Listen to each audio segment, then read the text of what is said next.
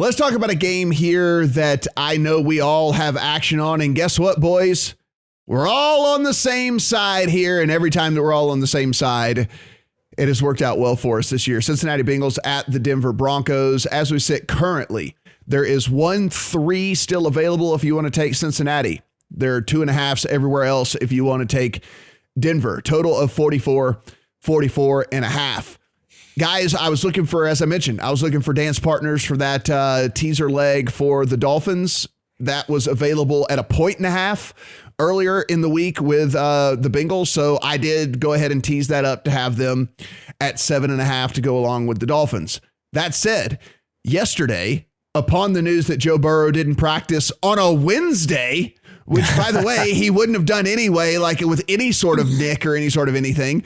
This thing hit 3 at multiple books here in Vegas, in which I went in and swooped up the full field goal with Cincinnati as well. I think this is a better team. If you look on paper, this is a better team all around. Yes, there is talent in the secondary for the Denver Broncos. They should be able to have at least some success against trying to neutralize this 3-headed monster that you've got as far as Boyd and Chase and Higgins.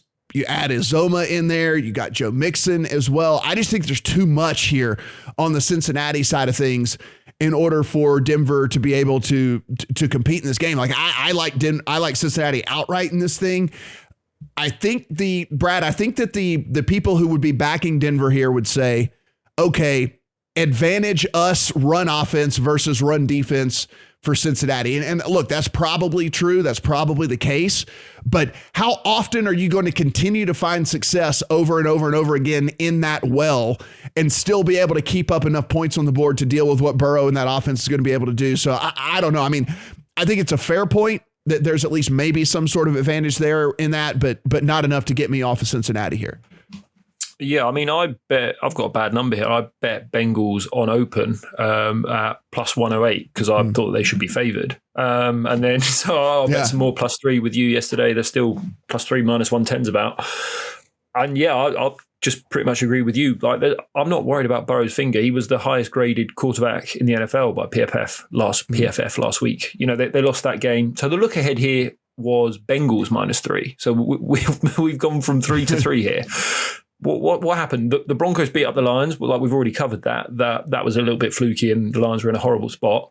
And then the Bengals lost at home in overtime, where they muffed 2 punts. Yeah, and then they had Chase dropped a long touchdown, which they gave them initially. That's how close that was. You know, and then the taunting call as well that really flipped that game on its head. They stop the 49ers.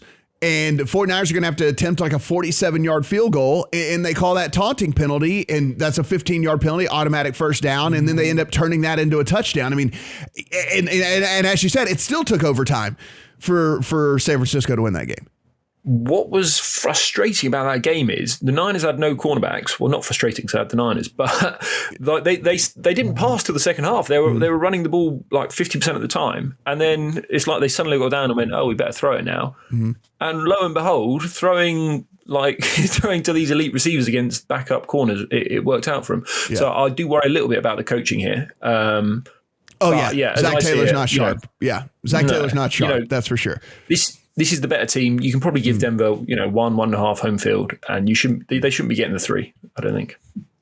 Steven, I know you are also on Cincinnati with us here. Yeah, give me the teaser leg. I got it at plus 8.5. I think we're at now. Low total 44. Brad, I was happy because I'm a Niners fan, right? They win the game, but I bet Cincinnati because of what you said. Like they had no cornerbacks in that game, and they waited till they're down 14 to start throwing the ball on them. So, I mean, I don't know what Zach Taylor's doing with this whole establish the run nonsense, but like at some point, hopefully he realizes he has, to use Matt, language, Jesus H under center and Jamar Chase and T Higgins and Tyler Boyd at wide. Like, come on, man, open it up a little bit here. Joe Burrow is 8th in the EPA and completion percentage over expectation composite rankings. Our senior writer Mo Nawara points that out. And even if the Bengals fall behind in this one, we saw last week they're more than capable of coming back and getting inside this teaser leg number. So the last thing I'll note here from Mo, the Bengals also are pretty good up front. They're 5th in adjusted line yards to keep this Broncos running game in check. So all of these things are pretty good ingredients for a Cincinnati teaser here. And I would not disagree with you guys to just take them outright to win this game.